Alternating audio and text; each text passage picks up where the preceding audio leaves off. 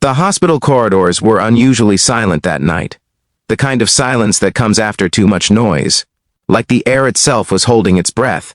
Only the faint hum of the fluorescent lights filled the emptiness. Nurse Alara stood at the far end of the hallway, her hands trembling, still stained faintly with the color of antiseptic and adrenaline. She had just finished a 12-hour emergency shift. Her body ached, her eyes burned. But something heavier pressed against her chest, a feeling that the storm wasn't over yet. She didn't know it then, but that night would change everything, her career, her faith, her heart. If you believe in kindness, second chances, and the power of forgiveness, please take a moment to like, comment, share, and subscribe to this channel. Your support helps stories like this reach more hearts around the world. Alara was 27, one of the youngest senior nurses at St. Haven Memorial Hospital. She had earned her place through sheer determination, working 2 jobs through nursing school, caring for her sick mother, and never once giving up even when her world seemed to fall apart. Her colleagues admired her calm hands and soft voice. Her patients called her their angel in blue. But that night, even angels could bleed. The CEO of the hospital, Damian Cole, was a man used to control, impeccably dressed, ambitious, and feared by many. He had built his reputation on saving failing hospitals by cutting costs, trimming staff, and demanding perfection.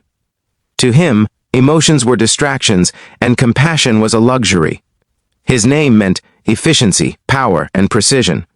But behind that cold exterior was a man whose life had long been buried beneath corporate armor. A man who had once wanted to heal, not to rule. It all began after a complicated post-surgery case went wrong. A wealthy donor's son had suffered unexpected complications during recovery. The entire surgical team was in chaos.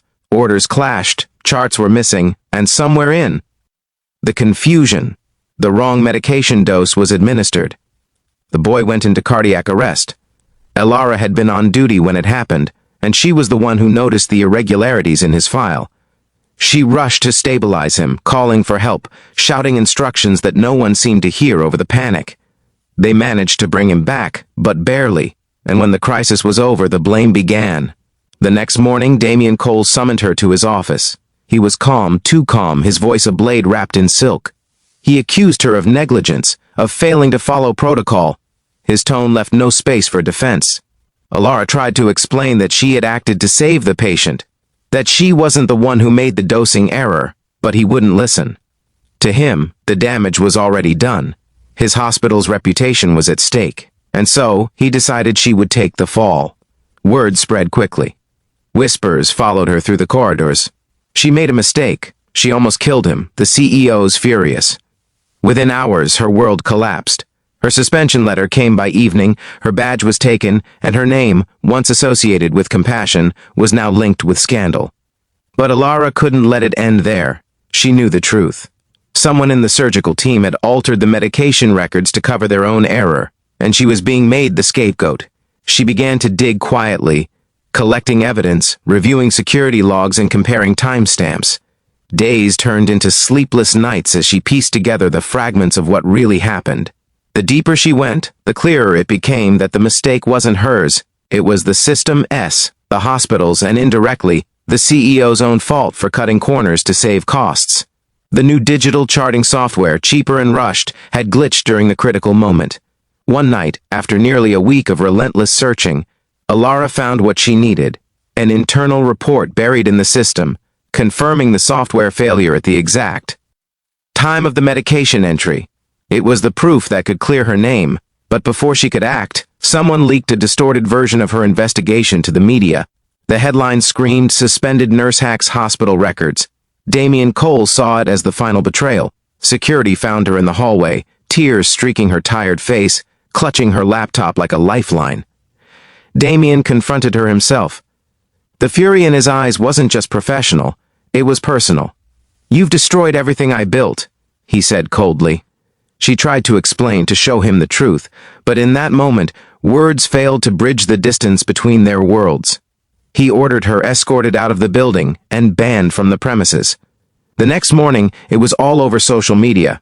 Alara's career was in ruins, strangers sent her threats, her apartment building manager asked her to move out to avoid bad publicity. Her mother's health, fragile as it was, began to decline under the stress. the weight of everything pressed down until Alara could barely breathe. She felt invisible, erased, broken.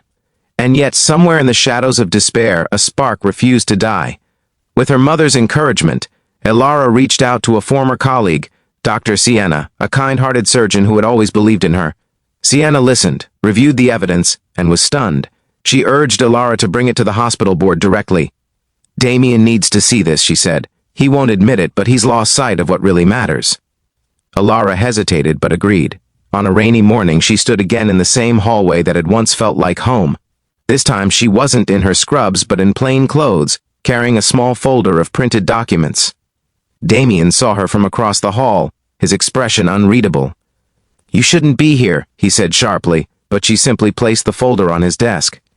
Inside were the logs, the timestamps, and the internal IT correspondence that proved the system glitch. Silence filled the room. Damien read each line, his face hardening, then softening, then breaking. The truth hit him with the force of everything he'd ignored for years. The mistake had been his cost-cutting, his obsession with control, his failure to listen. And this young woman, whom he had condemned, had risked everything to bring him the truth. For the first time, the powerful CEO lowered his gaze. "You were right," he whispered, but apologies couldn't undo the damage already done. In the weeks that followed, an internal review cleared Alara's name publicly. The board reinstated her with full honors, and an official statement blamed a technical malfunction for the error. Damien offered to resign, but the board refused, citing his transparency during the investigation. Still, he couldn't shake the guilt. Every time he passed her in the halls, her presence reminded him of what he had almost destroyed. Alara, meanwhile, found herself changed. The ordeal had stripped away her naivete, but left behind a deeper strength. She no longer saw the hospital as just walls and wards. She saw it as a living thing, flawed, fragile, and worth saving. She volunteered to lead a new patient safety initiative, ensuring that what happened to her would never happen to anyone else. Months later, during a charity event, Damien approached her. He seemed quieter now, humbler. "I owe you more than an apology," he said softly. "You showed me what I'd forgotten, that hospitals aren't built on profits, they're built on people." Alara looked at him, not with anger but with quiet forgiveness. "Then prove it," she replied. "Change how things work here." And he did. Under his direction, St. Haven became a model of transparency and compassion. New systems were installed, whistleblowers were protected, and nurses were given a voice in decisions. Slowly, the hospital transformed, from a place of fear into one of healing. Alara's story spread beyond the hospital walls. Local media covered her reinstatement, calling her the nurse who stood up for the truth. Letters poured in from around the country. Patients, nurses, and even CEOs who saw themselves reflected in the story of pride, pain, and redemption. Damien, for his part, used his position to advocate for mental health programs for healthcare workers, quietly funding scholarships under Alara's name. But the most powerful transformation wasn't in policies or headlines. It was in the unspoken connection that formed between two people who had once stood on opposite sides of ruin. They began to understand each other, not as a nurse and CEO, but as two flawed souls searching for forgiveness.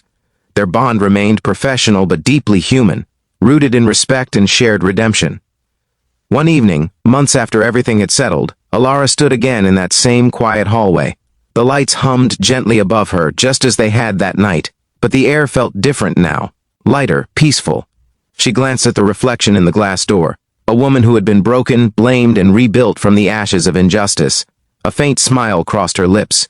She realized she had found her purpose again, not in being perfect, but in standing tall when the world tried to silence her. As she turned to leave, Damien appeared at the end of the corridor, holding a report in his hand. Their eyes met briefly, and for a moment no words were needed. Everything that mattered had already been said in the choices they made afterward: the courage to face truth, the grace to forgive, and the will to rebuild what was once shattered.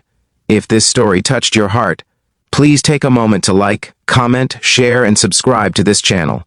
Every engagement helps us keep telling stories that remind the world that empathy, truth, and forgiveness still matter. And before we end, I'd love to know what you think. Would you have forgiven Damien if you were Alara?